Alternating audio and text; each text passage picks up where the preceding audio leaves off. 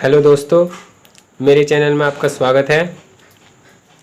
और आज हम बात करते हैं कुंडली टॉपिक में सूर्य से अस्त होने वाले ग्रह के बारे में। सूर्य से अस्त कि जब ग्रह सूर्य के समीप आता है तो वह अस्त हो जाता है, और वह किस प्रकार अस्त होता है, कितने डिग्री पर कौन सा ग्रह अस्त होता है और उसका प्रभाव कितना कुंडली में कितना प्रभावशाली वो ग्रह रह जाता है, इसके बारे में आज बात करते हैं। वीडियो से पहले आपने मेरा चैनल सब्सक्राइब नहीं किया तो सब्सक्राइब कीजिए और बेल आइकन को भी ऑन कीजिए। टॉपिक शुरू करते हैं।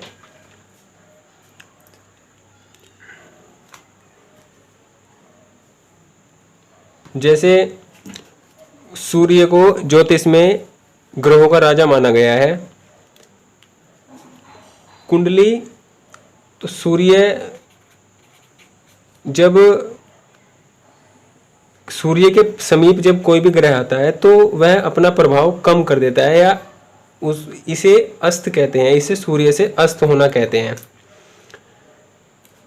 जब कुंडली में कोई भी ग्रह 30 डिग्री, जैसे कोई भी ग्रह है वो 0 से 30 डिग्री तक कोई भी ग्रह गति करता है।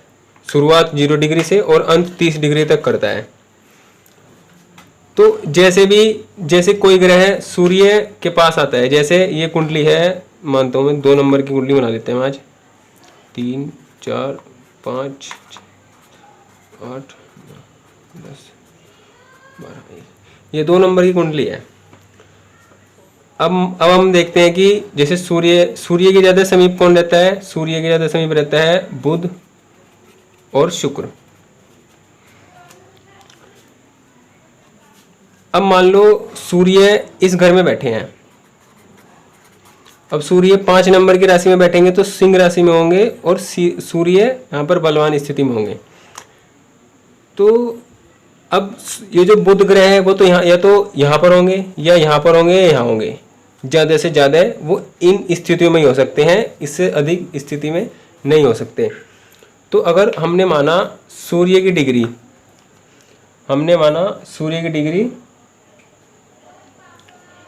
सूर्य मान लो 10 डिग्री पर है, तो अब अगर सूर्य के पास बुध ग्रह आते हैं और बुध 15 डिग्री पर आ जाते हैं, तो सभी ग्रह की अलग अलग डिग्रियां फिक्स हैं, जिनसे उतनी डिग्री के समीप आने पर कोई भी ग्रह सूर्य से अस्त हो जाता है। जैसे सूर्य 10 डिग्री पर है और बुध 15 डिग्री पर सूर्य के समीप है, तो इसका मतलब है कि जो बुध है वो सूर्य से अस्त है। इसी प्रकार अगर सूर्य है 10 डिग्री पर, और अगर चंद्रमा जैसे चंद्रमा 2.5 दिन में एक राशि बदलते हैं, तो अगर वो घूमते घूमते चंद्रमा सूर्य के पास आते हैं, सूर्य जिस घर में बैठे हैं सूर्य उस घर से गुजरते हैं, तो चंद्रमा यहाँ पर मान लो चंद्रमा 15 डिग्री के हैं। तो अब हम देखेंगे कि सूर्य और जो चंद्रमा है उनकी डिग्री में कितना अंतर है। अब इनकी डिग्री में 5 अंतर आ रहा है। तो अगर चंद्रमा के लिए फिक्स है कि जब सूर्य और चंद्रमा की डिग्री में 12 डिग्री का अंतर होगा तो चंद्रमा अस्त माने जाएंगे। जैसे सूर्य 10 डिग्री पर है और चंद्रमा 22 डिग्री पर है, तो इसका मतलब ये होगा कि चंद्रमा सूर्य से अस्त है। अगर 23 पर हो गए तो फिर उनका अस्त खत्म हो जाएगा, वो अपने पूरे प्रभाव में आ जाएंगे। इसी तरह शुक्र की बात करते हैं। शुक्र कुंडली में आने पर ज़्यादातर 10 डिग्री पर, सूर्य के समीप 10 डिग्री पर आने पर अस्त हो जाते हैं। जैसे कि सूर्य है 10 डिग्री पर,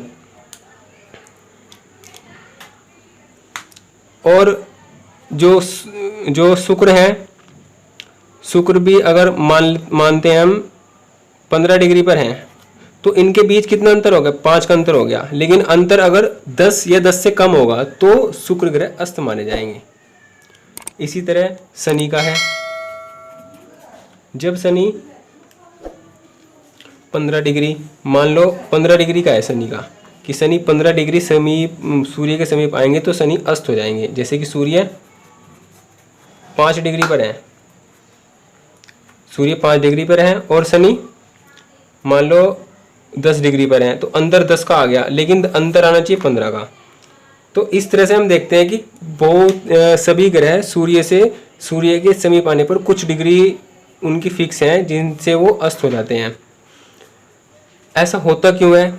जैसे कि हम बोलते हैं कि तारा डूब गया और उस काल में जब तक तारा डूबा होता है तब तक कोई शादी विवाह गृह प्रवेश नहीं किए जाते हैं। इसका मतलब है कि सूर्य से बृहस्पति या शुक्र अस्त हो जाते हैं, तब ये स्थिति बनती है। तो सूर्य कुंडली में ग्रहों के राजा हैं, और जब राजा के समीप कोई ग्रह आता है तो वह अपना जो प्रभाव है वो कम कर देगा, क्योंकि राजा का प्रभाव अधिक होता है अन्य ग्रहों के अपेक्षा। अन्य के अपेक्षा राजा का प्रभाव अधिक प्रभावशील होता है राजा, जिस कारण जो दूसरे ग्रह हैं जो सूर्य के समीप आते हैं वो अपना पूरा प्रभाव नहीं दे पाते हैं। और कुंडली में उनका अगर अच्छा प्रभाव लेना है तो उसके लिए उस ग्रह का रत्न धारण किया जाता है और उसकी पूजा या फिर उससे संबंधित जो भगवान है उनकी पूजा कर कर उसको बल दिया जाता है, जिससे वह ग्रह अपना पूरा रिजल्ट दे सके कुंडली में। और धन्यवाद।